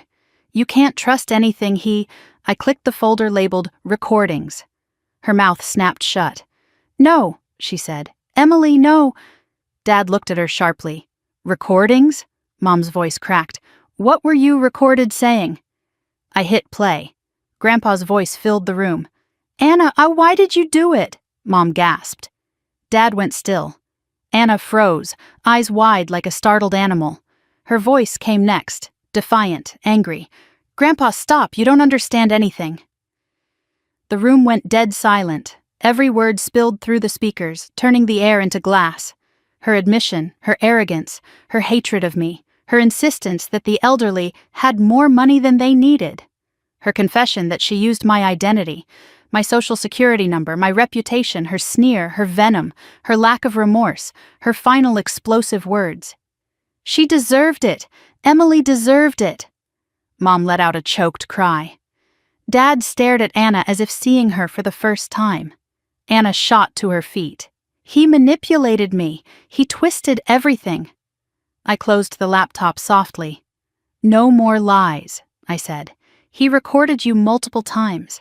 And he recorded you bragging about ruining my credit, destroying my job prospects, costing me my promotion, letting my life fall apart so yours could look better." Dad whispered, "Anna, please tell me this isn't real." She shook her head violently. "It isn't. Emily's framing me." "I didn't gather this," I said firmly. "Grandpa did. Over years, while dying." That broke something in Mom. She pressed a trembling hand to her chest. "Why would you do this?" she whispered to Anna. "To your sister? To those poor people?" Anna's face twisted with desperation. "Because I never mattered to any of you. You always loved her more." Dad shot to his feet. "That is not true." "Yes, it is," she screamed. "You gave her everything. You praised her. You bragged about her. And what did I get? Comparison, pressure, nothing was ever enough." Mom sobbed. "Stealing from old people wasn't the solution." "I didn't steal," she shrieked. "I borrowed." $2 million, I shouted back. "You stole $2 million. Her eyes snapped to mine, wide, frantic, unhinged. "You deserved it," she spat. "You always thought you were better than me. Perfect Emily, the responsible one, the sweet one, the soft one." "You framed me," I said, voice low. She stepped closer, trembling with rage. "You were too weak to fight back." She didn't see my phone in my hand, didn't see me type the word. "Now." Didn't hear the quiet vibration confirming its scent. She leaned closer, teeth clenched, voice dropping to a hiss. "And if I had to do it again, I would." The door burst open. 2 FBI agents stepped inside. Anna froze. Mom screamed. Dad stumbled backward. The agents spoke in calm, authoritative voices. "Anna Carter, you are under arrest for wire fraud, identity theft, and elder exploitation." Anna's face contorted. No, this is wrong. Emily, tell them. But her words dissolved into sobs as the handcuffs clicked around her wrists. She thrashed. They steadied her. "I hate you," she screamed at me. "I hate you. You ruined my life." I didn't move. "You ruined your own," I said quietly. The agents let her out. Her screams echoed down the hallway, twisting, cracking, then fading into the cold evening outside. When the office door finally shut behind them, silence fell so heavy it felt like a physical thing. Mom sank into a chair, sobbing uncontrollably. Dad stared at the closed door, his face pale, hollow. I stood very still, my hands shaking only slightly, my heart pounding, but steady. The truth had finally broken free.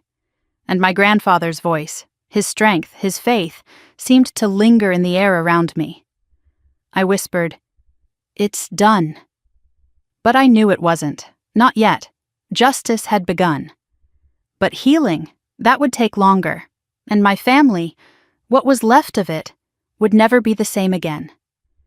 The house was silent when I walked inside that night, but the silence didn't feel peaceful. It felt hollow, like someone had scooped out the center of my life and left the shell behind. I dropped my keys on the entry table and stood there for a moment, staring at the framed photo of my grandfather hanging near the staircase.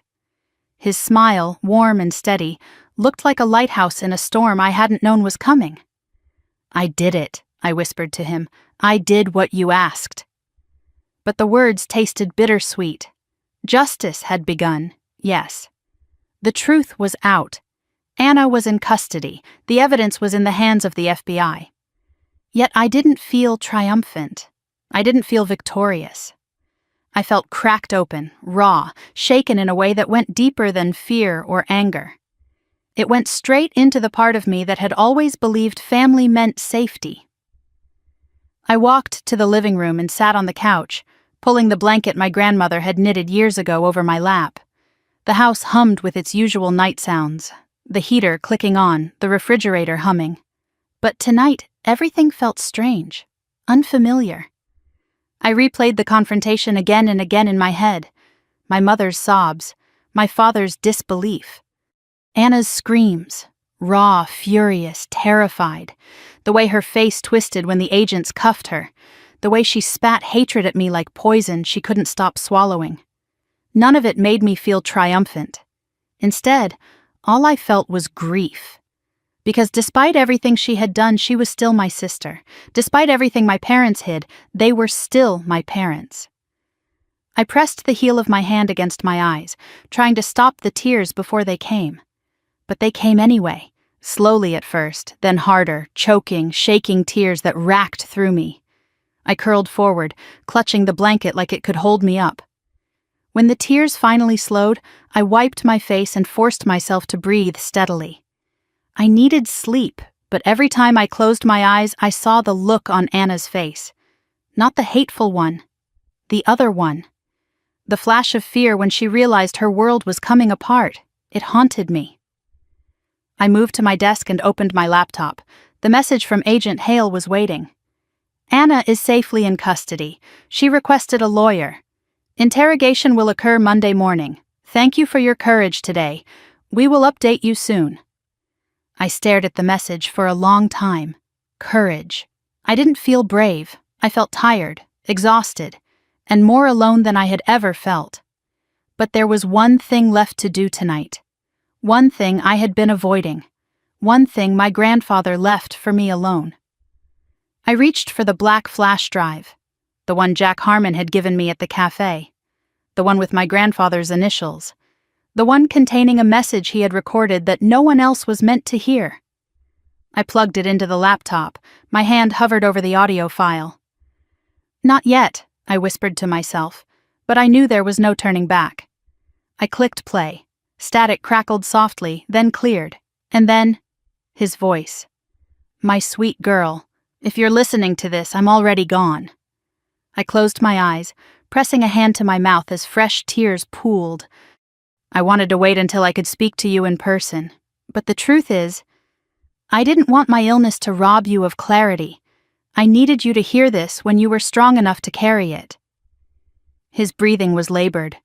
I pictured him in his recliner, blanket over his lap, medical equipment humming behind him.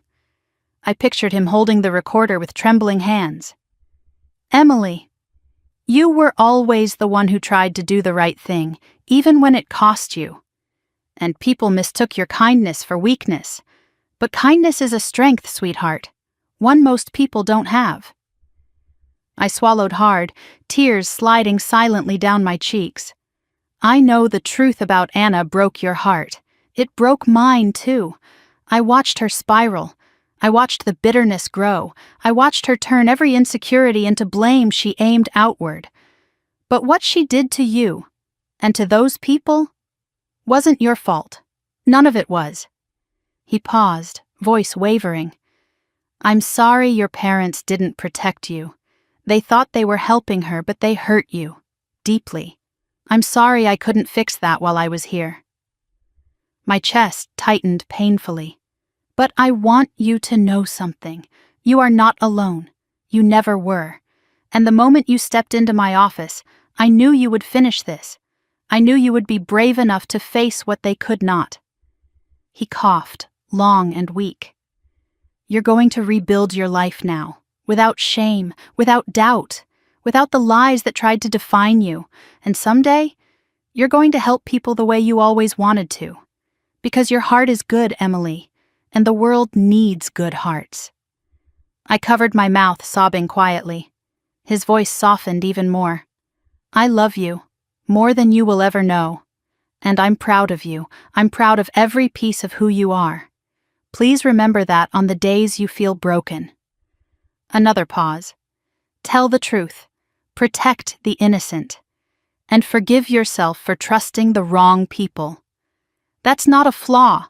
That's your greatest strength. The recording clicked off. I put my head down on the desk and cried harder than I had cried in years. Not because of grief, but because for the first time since he died, I didn't feel abandoned. He had left me exactly what I needed: his voice, his faith, his love. When the tears finally quieted, I played the message again, and again. Each time it steadied me a little more. Eventually, I closed the laptop and sat in the silence, breathing through the ache in my chest until it softened. The next morning, I woke with swollen eyes and a heavy heart, but a strange clarity settled over me like fresh air after a storm. I showered, dressed in a thick sweater and jeans, and drove to a small bakery I used to frequent with my grandfather on Sunday mornings. The bell above the door jingled. Warm light and the smell of cinnamon surrounded me. The owner, Mrs. Talbot, looked up from behind the counter. "Emily Carter," she said, smiling gently. "Haven't seen you in a while, sweetheart." I tried to smile back. "It's been a hard week." She nodded knowingly, her expression soft. "Sit down. I'll bring you something warm." As she set a plate of fresh pastries in front of me, another thought struck me hard enough to halt my breath. The victims. I had faced Anna. I had exposed the truth. But the people she stole from, the people whose faces had stared back at me from the USB, deserved more than numbers in a file. They deserved apologies, answers, acknowledgement, justice. My grandfather had left me the roadmap. It was time to follow it. I spent the next 2 hours mapping out each victim's address, family connections, and preferred means of communication. I wrote down what I needed to tell them and what paperwork I needed to provide. I printed copies of the relevant documents. By noon, I had 6 folders prepared, one for each person Anna had hurt, and I knew exactly where I needed to go first. I drove to a quiet cul-de-sac on the outskirts of the city. A small, white, single-story home sat at the end with a ramp leading up to the front door. The garden was neat. The wind chime on the porch tinkled softly. Walter Briggs.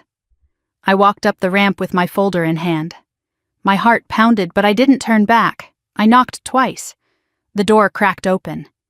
His grandson, mid-40s, tired eyes, looked at me. "Can I help you?" I swallowed. I'm Emily Carter." His face changed instantly, shock mixed with something like grief and something else. Kindness. He stepped back. "Come in." Inside, Walter was sitting in a recliner with a blanket over his legs, watching a small TV. His eyes lifted when he heard my voice. "Mr. Briggs," I said quietly. "I'm so sorry." He blinked slowly. "You're her," he whispered. "You're the girl from the papers." "I'm the girl whose identity was stolen," I said, "and I'm here to make things right." He nodded, tears shining in his old, gentle eyes. "I knew it wasn't you," he said. Your grandfather told me once you were good. I believed him." My throat tightened, but I managed a soft smile. I sat with him for nearly 2 hours, explaining what had happened, showing every piece of evidence, answering every question. He cried, I cried. And as I left his house, his grandson shook my hand firmly. "Thank you," he said, "for facing what most people would run from." I visited 3 more victims that day. Each visit broke me and healed me at the same time. By the time the sun set, exhaustion had settled deep in my bones, but so had something else. Purpose. That night, I sat at my desk again. I looked at the flash drive, the victims' files, the recording, and my grandfather's handwriting on the envelope. I whispered, "I'll finish this, I promise." Because justice wasn't only about exposing the truth. It was about restoring what could be restored, healing what could be healed, protecting those who had been hurt. That was the legacy my grandfather left me. And I would carry it forward, no matter how long it took. The sentencing hearing took place on a gray Thursday morning, the kind where the clouds pressed low against the city skyline, and everything felt heavier than it should have. I parked in the municipal garage across from the federal courthouse and sat motionless for several minutes, staring at the concrete wall in front of me as my breath fogged the interior of the car. I had told myself I was ready for this day, but the truth was more complicated. You can prepare for justice. You can't fully prepare for witnessing the consequences land on blood.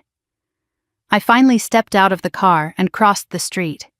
The federal building's glass doors reflected my face back at me, tired, pale, older somehow.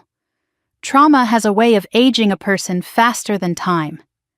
A security guard directed me through the metal detector with a polite nod, and I followed the signs upstairs to courtroom 3. Inside, everything smelled like varnished wood and paper. Rows of benches stretched across the room, half filled with people whispering in low tones. At the front, under the seal of the United States, sat Judge Eleanor Whitcomb, a woman I knew only by reputation. Sharp, seasoned, unflinching, the kind of judge who saw straight through excuses and pretty lies. I noticed Anna's attorney, a man in an expensive gray suit, flipping through notes at the defense table. Anna sat beside him. I hadn't seen her since the night of her arrest. She looked smaller somehow, her posture curled inward, hair pulled back too tightly, the orange jumpsuit a stark contrast against the room's polished wood. She didn't look at me, not once. Her eyes stayed fixed on the table in front of her, lashes fluttering in the fluorescent light. I took a seat in the second row, clutching the folder of impact statements the victims had entrusted me with. One by one, they had asked me to speak for them, and I had promised I would. They deserved a voice in the room where the truth would be carved into law. Agent Marcus Hale entered a few minutes later and gave me a small nod before taking his place near the prosecution's team. He looked steady, prepared. His presence grounded me more than I expected. A bailiff called the court to order. Everyone rose. The judge took her seat, adjusted her glasses, and opened a thick file.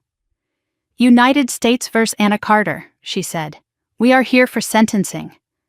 My heart pounded so hard I felt it in my throat. The prosecutor began, detailing the charges: identity theft, wire fraud, elder financial exploitation, falsification of federal documents, interstate financial crimes. His voice was calm, controlled, factual. But then he described the victims: Walter Briggs, Diane Holloway, Henry Loomis, the Morris couple, Sophia Delgado, Eleanor Myers, and something in his tone softened. "These individuals were targeted because of their age," he said, "because they trusted an advisor recommended by someone they believed was honorable, and because the defendant counted on their vulnerability." Anna stared straight ahead, no expression on her face. The prosecutor continued, laying out the timeline my grandfather had built: the forged contracts, the shell companies in Arizona and New Mexico, the fraudulent transfers, the manipulated digital trail. When he referenced the confession recording, a ripple moved through the courtroom. Finally, he stepped back and said, "The government recommends a sentence of 17 to 20 years. The judge nodded once, her pen tapping against the file. Thank you. Defense? Anna's attorney rose. His voice was smooth, practiced. Your Honor, my client acknowledges the gravity of her actions, but she also struggled with lifelong feelings of inadequacy within her family dynamic. The pressure to succeed, to live up to expectations, contributed significantly to the choices she made. She is not a hardened criminal. She exploited seniors, the judge interrupted. Yes, but under emotional duress, she stole $2 million, the judge said. The attorney hesitated. She is willing to undergo financial rehabilitation, to receive counseling, to make restitution. Restitution? The judge repeated. The assets recovered came from her seized accounts, not voluntary repayment. He lost momentum, sat down. The judge turned to the prosecution. Victim statements? I rose when Marcus nodded at me. My legs shook as I approached the podium. I opened the folder, but when I spoke, I realized I didn't need to read from it. Your Honor, I said, on behalf of the 6 victims, I want to speak about what was taken. Anna shifted in her seat. Walter Briggs lost the savings he hoped to pass on to his grandson. Diane Holloway lost her trust in institutions she believed would protect her. Henry Loomis lost his independence for months because he couldn't afford the home assistance he needed. The Morris couple nearly lost their home. Sofia Delgado suffered panic attacks every night for weeks, fearing she'd end up destitute. And Eleanor Myers... My voice trembled. I steadied myself. She died believing I had betrayed her. The judge's expression softened. These weren't numbers, I continued. These were lives. These were elderly men and women who trusted the Carter family name. They trusted my grandfather. They trusted me. And their trust was stolen. I took a breath. And beyond that, my sister used my identity. She destroyed my credit, my reputation, my career. She let me believe I was failing. She let my family believe I was irresponsible. She let me carry a shame that belonged to her. The room was silent. I don't want vengeance, I said. I want accountability.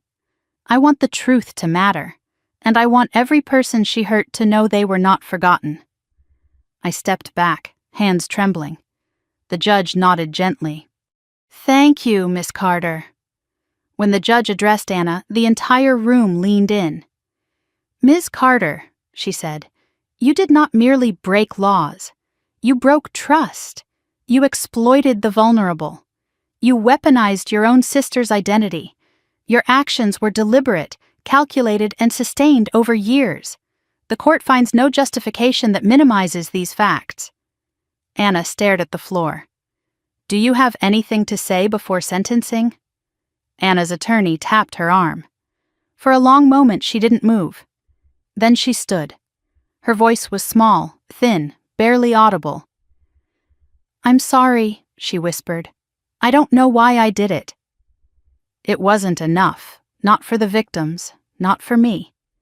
But it was the most she had ever acknowledged. The judge looked unmoved. I sentence you, she said, to 18 years in federal prison, followed by 5 years of supervised release. You are ordered to repay restitution totaling $1.3 million, in addition to assets already seized. The room remained still. Anna's knees buckled. The bailiff caught her before she fell. Dad gasped softly. Mom let out a broken sob behind me. I didn't turn around. As the bailiffs escorted Anna away, she looked at me for the first time. Her eyes were wild with fear, anger, disbelief. Then she was gone, swallowed by the hallway. The courtroom gradually emptied. Only Marcus remained beside me.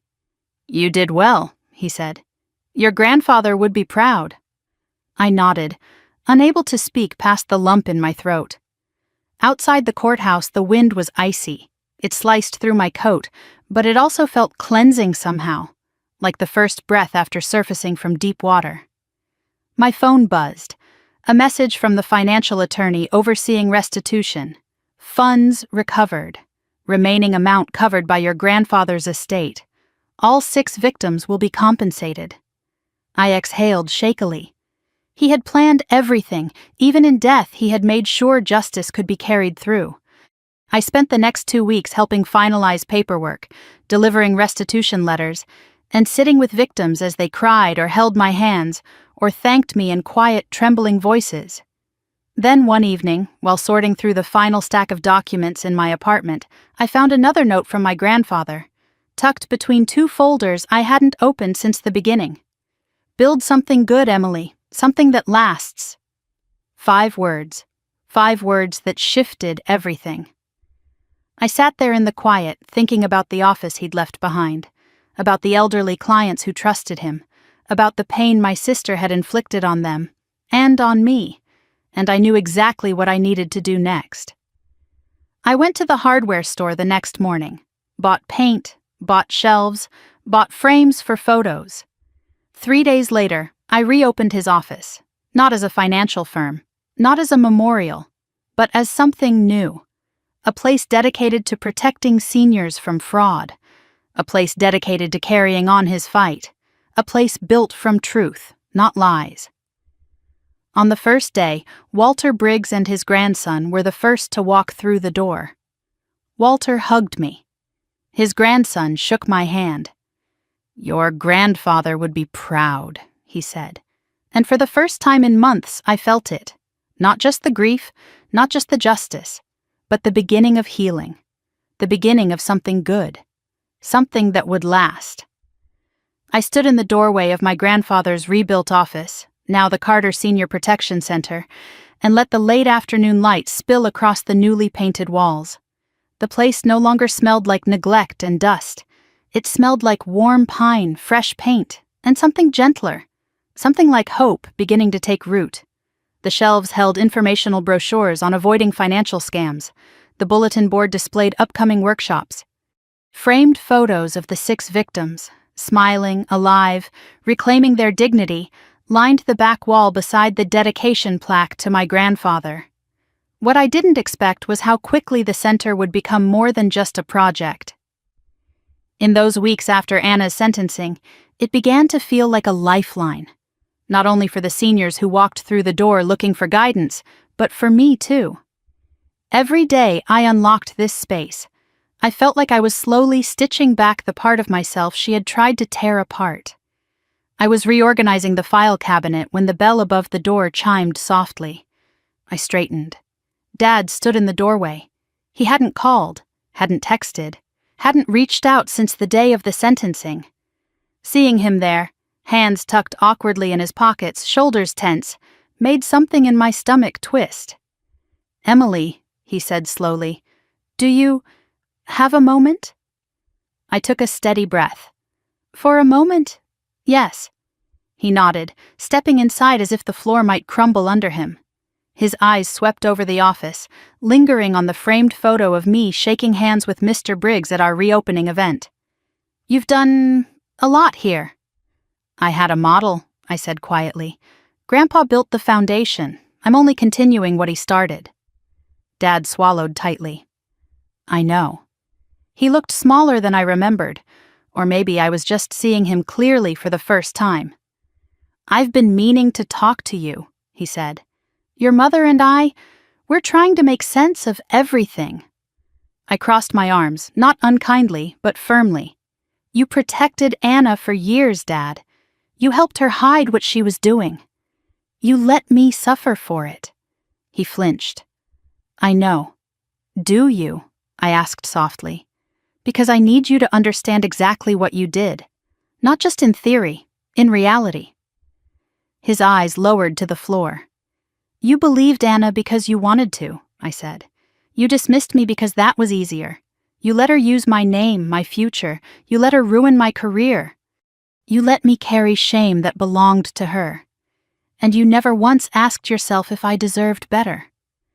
He blinked rapidly, and I realized he was fighting tears. "I failed you," he whispered. "I failed you in every way a father can fail a daughter." Something inside me softened. Not enough to forgive him, not yet, but enough to hear him. He continued, his voice shaking. I kept thinking Anna needed protection, that she was fragile, that one wrong move would destroy her. But the truth is, I didn't see the damage she was doing because I didn't want to see it. Your mother didn't want to see it.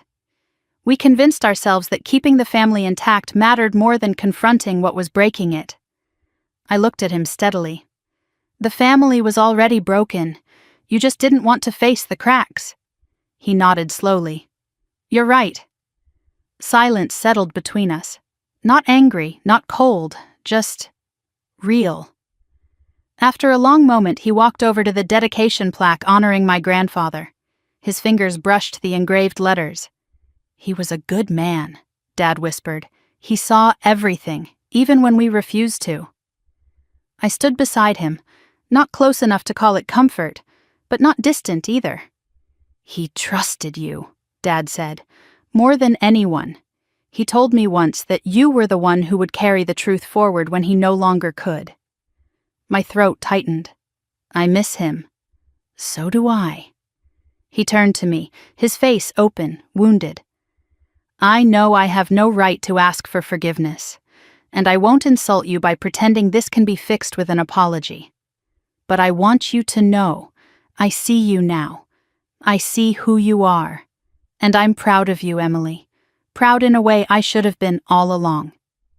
A tear slipped down my cheek before I could stop it. Not a tear of anger this time. Something gentler, something like release.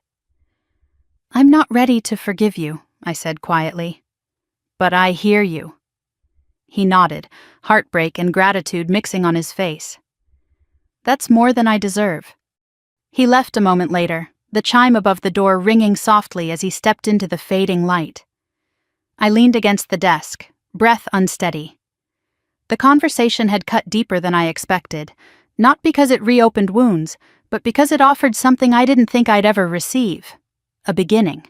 Not forgiveness, not reconciliation, but the first, fragile step toward honesty. Later that afternoon, I finished preparing paperwork for a community workshop scheduled for the weekend.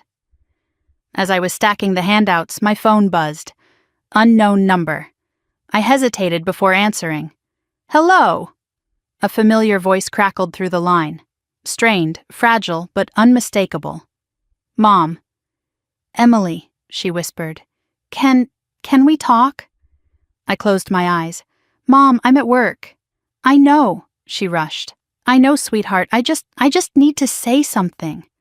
Her voice trembled in a way I had never heard. I was wrong, she said. I was wrong about everything. My breath hitched. For years, I convinced myself that Anna needed us more, that she was delicate, that she'd fall apart if the truth ever touched her. And you were strong. You always were. I told myself you didn't need the same protection. That wasn't protection, I said softly. That was abandonment. A broken sound slipped from her. You're right, she whispered. I abandoned you. I abandoned the daughter who did everything right, the daughter who trusted us. I let you walk through life believing you were the problem when you never were. I swallowed hard. Her voice cracked further. I let her blame you. I let her weaponize your name. And I was so blindsided by fear of losing her, fear of seeing her flaws, that I became blind to the damage she inflicted. I held the phone tighter. I don't expect forgiveness, she said. I need you to know that I see you now, Emily, truly see you, and I'm ashamed. Tears pricked my eyes, not from pain, but from the weight of truths finally spoken aloud. I'll think about talking, I said quietly, but not today. She exhaled a trembling breath. I understand. I hung up gently. The silence afterward felt soothing, not empty, not aching, just quiet. Healing takes time, and the truth doesn't erase wounds. It just stops them from festering. I locked the office and went home. When I walked into my living room, the sunset poured through the windows in ribbons of orange and gold. I sat on the couch and pulled out the last journal my grandfather ever wrote. I hadn't had the courage to read it before, but tonight felt right. The first page was blank. The second held 4 lines in his elegant handwriting. Truth breaks before it mends, but mending always follows. Pain carves space for purpose, and purpose is why we endure. I traced the edges of the words with my thumb. Maybe he'd known exactly how this path would unfold. Maybe he'd known I would need these words long after he was gone. Later that night, I drove to the hill overlooking the city, the same place where he used to take me as a child when the world felt too big. The wind was cool, brushing against my cheeks like a memory.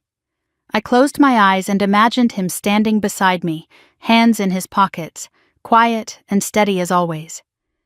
"I'm rebuilding," I whispered. "The right way. Your way." The wind rustled the grass almost like an answer.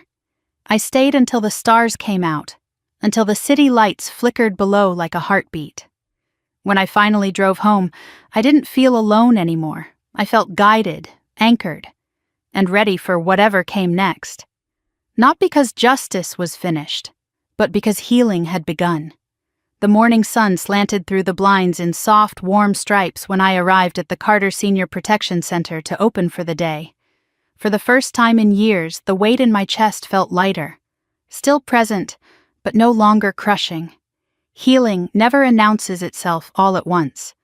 It arrives in small waves, in quiet shifts, in the simple act of unlocking a door to a place that once held nothing but grief and now held purpose. I stepped inside and inhaled the subtle scent of cedar and lemon polish. The office looked exactly the way I wanted it to look. Welcoming, safe, bright. I set my bag on the desk, powered on the printer, and opened the blinds. Outside, early walkers passed with their dogs. A runner jogged by with earbuds in. Life moved forward, unaware of the storms that had torn through mine. My grandfather's portrait hung above the main bookshelf, his eyes wise and warm. For a moment, I rested my hand on the frame. "Still guiding me," I whispered. "Every step." A soft knock at the door startled me. When I opened it, I found Walter Briggs standing on the porch with his grandson. Walter wore a navy sweater, his white hair neatly combed, his eyes twinkling the way they always did when he had something thoughtful to say. "Good morning," I greeted, smiling warmly. Walter chuckled. "We were in the neighborhood and thought we'd drop by to check on your progress." His grandson handed me a small paper bag. "Granddad made you his famous fudge. He said your grandfather always loved it." My throat tightened. "Thank you. That means more than you know." Walter shuffled inside slowly but steadily. "Your grandpa helped me so many times. This center, it's exactly the kind of place he dreamed of creating." I walked with him to one of the chairs near the front table. He sat carefully, looking around with soft admiration. "You've done good work here, Emily," he said. "You gave us our lives back. Not many people can say that." I sat across from him, hands folded. "I only finished what my grandfather started." Walter shook his head gently. "No, you did more. You brought the truth into the light. You rebuilt what was broken. And you didn't let bitterness consume you." I wasn't sure that was entirely true. Bitterness had brushed close enough to tempt me, but I had chosen differently, over and over. His grandson glanced at his watch. "We should get going, Granddad. You've got your physical therapy at 10. Walter stood, gripping my hand with surprising strength. "Thank you, dear, for everything." My eyes shimmered. "Take care of yourself." When they left, I placed the bag of fudge beside the framed photo of my grandfather. The symbolism wasn't lost on me. A reminder that goodness lasts much longer than cruelty, that kindness travels through generations in ways harm never can. By late morning, the center was bustling. 3 seniors came in asking to enroll in our new Stay Safe from Scams workshop. Another stopped by asking if I could help her check a suspicious email she received. I walked her through each step, the same way my grandfather had walked me through budgeting charts when I was 12. Gentle, patient, prepared. Around noon, the bell chimed again. This time it was my mother. She stood at the entrance with her purse clutched in both hands, her posture stiff, her face pale. For a moment, We simply stared at each other. "May I come in?" she asked softly. I nodded and gestured toward one of the chairs. She sat slowly, smoothing her skirt, her eyes scanning the room with a mix of awe and regret. "This place? It's beautiful," she whispered. "Thank you," I said. She took a trembling breath. "I'm not here to justify, or defend, or explain. I know any explanation I give would sound like an excuse." Her eyes glistened. "I'm here to tell you I'm trying." I looked at her, truly looked. The sharpness she often wore like armor was gone. In its place was something fragile, human, honest. "Trying to what?" I asked gently. "To learn what love actually means," she murmured. "Not the way we practiced it. Not the way we protected one child at the cost of another. I'm learning what truth costs, and what it saves." Emotion tightened my throat. I hadn't expected this. I hadn't expected anything from her. She reached into her purse and pulled out a small object wrapped in white tissue. When she placed it in my hands, my breath caught. It was my grandmother's silver locket, the one she always said would be mine someday. "I should have given this to you years ago," Mom whispered, "but I didn't see you. Not really. I'm ashamed of that." I held the locket carefully, its cool metal warming against my skin. "I don't expect forgiveness now," she said. "I only hope, someday, you'll let me earn it." My voice shook. "I can't promise anything yet." "I don't expect you to," she said. "Just don't close the door forever." She stood then, wiping her eyes. Before leaving, she touched my arm. "I'm proud of you," she whispered. "More than you know." When the door closed behind her, I sat for a long moment, the locket resting in my palm. The office felt heavier and lighter at the same time, full of sorrow, full of hope. Later that afternoon, I received a message from Agent Hale confirming that the restitution process was complete and that the victims had officially received their funds. My eyes stung with relief. My grandfather's planning, Anna's seized assets, and the small portion he had left me tied everything together. Justice wasn't just a verdict, it was restoration. By evening, the sun dipped low, spilling orange light across the office. I closed up early and drove to my grandfather's gravesite, a serene spot under a cluster of old cedar trees. The wind rustled softly through the branches. I knelt and placed the silver locket on the ground beside the headstone. "Your fight is finished," I whispered. "You can rest now." The air stirred, gentle and warm despite the cold. "I hope I made you proud." I stayed there until twilight settled blue across the cemetery, then stood, brushing off my knees. As I turned to leave, I glanced back one last time. There are moments in life that mark the end of a chapter. This was one of them. But endings don't always mean closure. Sometimes they mean beginning again. When I returned home, I lit a candle on my kitchen counter and brewed a cup of tea, the same chamomile blend my grandfather used to drink. I sat at the table, opened my journal, and wrote the final line of this chapter of my life. Truth hurt me, but it also freed me. A weight lifted from my chest. Later that night, as I curled under the blanket and listened to the soft hum of my home settling around me, I felt something I hadn't felt in a long time. Peace. Not perfect peace. Just the kind that comes when you know you fought for something that mattered, and that you honored someone who deserved more than silence. Before drifting to sleep, I whispered softly into the darkness, "Thank you, Grandpa. I'll carry this forward." And I knew I would. This story wasn't just about betrayal or justice. It was about rebuilding. It was about choosing truth when lies were easier.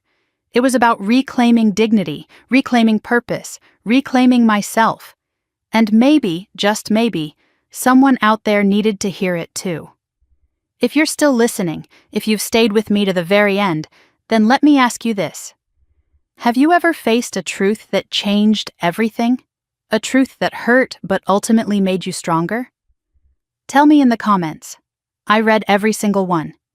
And if this story touched you, if it reminded you of your own journey or someone you love, don't forget to like the video, subscribe to the channel, and share it so others can find it too.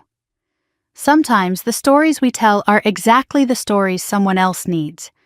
And sometimes the hardest truths are the ones that finally set us free.